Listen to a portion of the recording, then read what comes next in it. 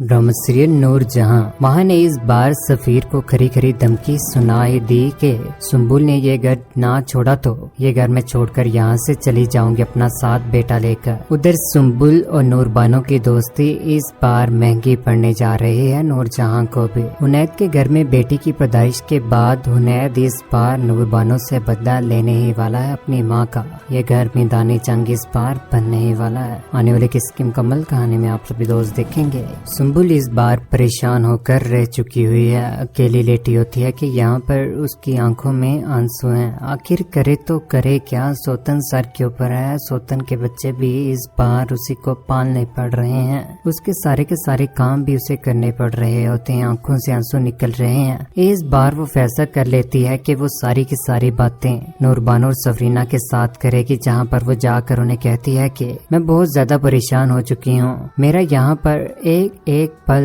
और सांस लेना दुश्वार हो चुका हुआ है भाभी।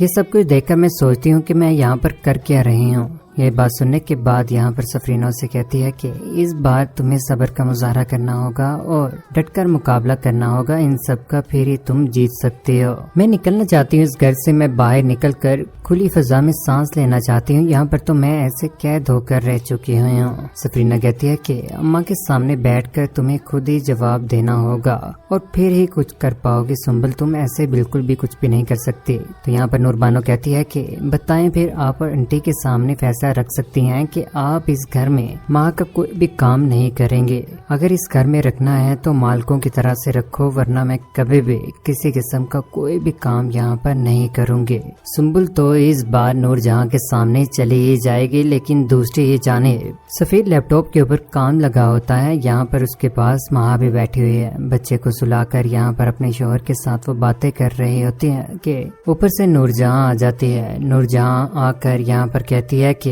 माँ तुम क्या कर रही हो यहाँ पर सफीर के पास बैठकर? तुम ऐशो इशरत की जिंदगी गुजारी है, कुछ थोड़ा बहुत काम भी कर लिया करो, तुम्हारी सेहत के लिए भी अच्छा है। लेकिन ये बात माँ से बिल्कुल भी बर्दाश्त नहीं होती। वो कभी भी किसी किस्म का कोई भी काम नहीं करेगी नूर जहां के कहने के ऊपर। उधर माँ इस बार दोबारा से सफीर से वो सवाल कर ही लेती है। कहती है कि तुमने अम्मा से बात की क्या? किस बारे में? सुम्बुल को आजाद करने के बारे में। और क्या अगर उन्होंने इनकार किया तो मैं ये घर छोड़कर चली जाऊंगी। ये बात सुनने के बाद यहाँ पर सफीर तो बहुत ज्यादा संजीदा हो जाता है ये बात सुनकर, क्योंकि उसे इस बार डर है कि कहीं उसकी माँ की खुशियाँ उससे दूर ना हो जाएं। यानी कि माँ अपने बच्चे को लेकर यहाँ से कहीं दूर ना चली जाए और उससे लापता होकर रह जाए। सुम्बुल जिसने सारे के सारे काम इस बार करना छोड़ दिए हुए हैं माँ के, और वो कभी भी काम नहीं करेगी।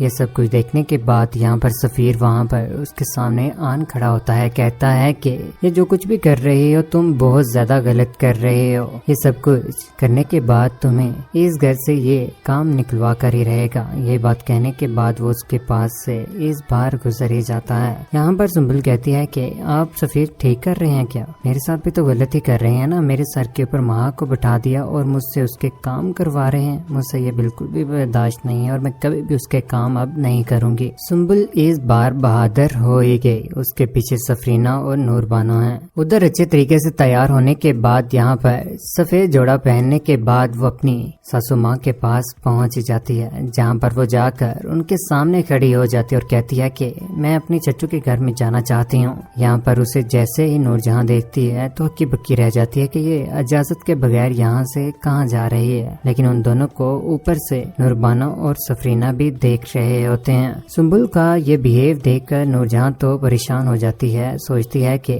मैं इस घर में अब नहीं रहूंगी, क्योंकि यहाँ पर माँ को भी रखा गया है और मुझसे उसके काम करवाए जा रहे हैं। मैं कभी भी इस घर में नहीं रहूंगी। लेकिन नूर जहाँ जो बहुत ज्यादा तेज है, इस बार फैसला कर लेती है कि वो उसे उसके सारे के सारे काम उसे सौंपेगी और माँ के लिए वो कोई मुलाजमा भी रख लेगी, लेकिन अपना गोल्ड का और डायमंड का सारा काम सुम्बुल के सपुर्द कर ही देगी। ये सब कुछ देखने के बाद यहाँ पर नूर बानो और सफरीना खुश होकर रह जाते हैं। उधर अच्छे तरीके से तैयार تیار ہو کر یہاں پر سنبل خوبصورت لباس پہنے ہوئے، گولڈ کا سیٹ پہنے ہوئے اچھے طریقے سے تیار ہو کر بہت زیادہ خوش ہوتی ہے اور نور جہاں کی اسی سیٹ کے اوپر بیٹھی ہوئی ہے جہاں پر وہ اپنا بزنس سنبھال رہی ہوتی ہے۔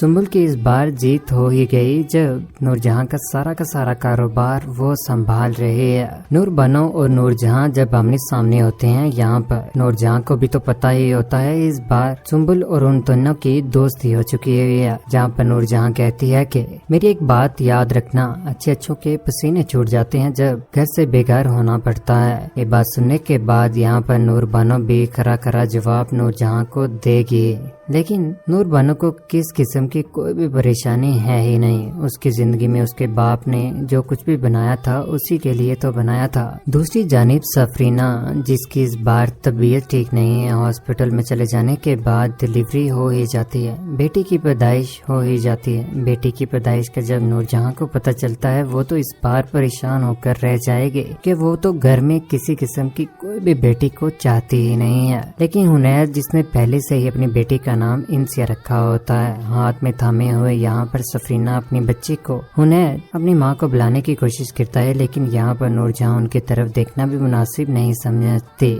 سفرینہ تو کمرے میں چلی ہی جاتی ہے۔ کمرے میں چلے جانے کے بعد یہاں پر حنید اپنی ماں کے اوپر چلا ہی پڑتا ہے، کہتا ہے کہ اماں مائیں بھی تو بیٹیاں ہی تھی جو بڑی ہو کر مائیں بنتی ہیں، لیکن آپ کو میری انسیہ بیٹی سے کیا مسئلہ ہے؟ انسیہ میری بیٹی ہے اور اس کے ساتھ میں محبت کرتا ہوں۔ اس بار میں کسی قسم کی کوئی بھی ایسی لاپرواہی نہیں برتوں گا جس کی وجہ سے میری انسیہ کو کوئی بھی مسئلہ ہو، کیونکہ پہلے بھی حنید نے اپنی بیٹی کو موت کے گھاٹ میں اترتے ہوئے دیکھا ہوا ہے۔ نور جہاں تو آنے والے وقت میں اکیلی ہو کر رہ ہی جائے گی۔ ادھر نور بانو بھی اس بار ماں کا سامنا کرے گی اور ماں کو اچھا سبق سکھا کر ہی رہے گی جس طرح سے اس نے سنبل کے ساتھ برا کیا ہوا ہے۔ گھر میں نور جہاں تو اس بار نور بانو کے سامنے جب ہوتی ہے تو نور بانو کھری بے عزتی کر دیتی ہے، لیکن یہ ساری کی ساری باتیں حنید سے کبھی بھی برداشت نہیں ہوں گی، جس کے بعد وہ نور بانو کے اوپر گولی چلا ہی دیتا ہے۔ رائٹ بازو کے اوپر جیسے ہی گولی چلتی ہے تو مراد شاہ اس کے زخموں کے اوپر مرہم تو لگا کر گھر میں آ جاتا ہے، لیکن اس سے کبھی بھی برداشت نہیں ہوگا کہ اس کی بیوی کو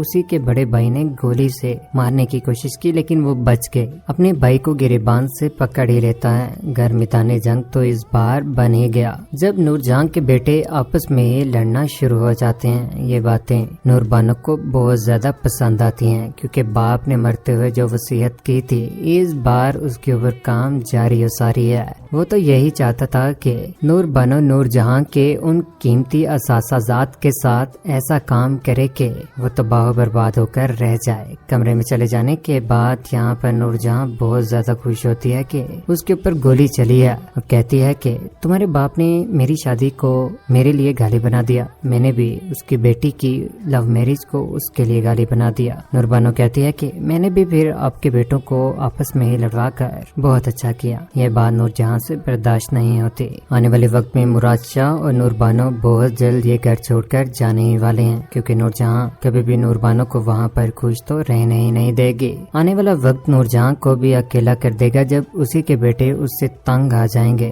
اکیلے ہی اپنی برتھ ڈے بھی سیلیبریٹ کرے گی۔ کون چاہتا ہے واقعی نور جہاں کو اکیلا چھوڑ دینا چاہیے، اور مہا جو اس گھر میں تو آ گئی لیکن سنبل کے ساتھ بہت غلط کر رہی ہے۔ مہا کے ساتھ بھی کون چاہتا ہے کہ برا ہو؟ اپنی قیمتی رائے کا کمنٹ سیکشن میں ضرور دیجیے گا۔ چینل کو سبسکرائب کرنے کے بعد بیل کا بٹن ضرور دبائیے گا۔ اپنا خیال رکھیے گا، دعاؤں میں یاد رکھیے گا۔ اللہ حافظ۔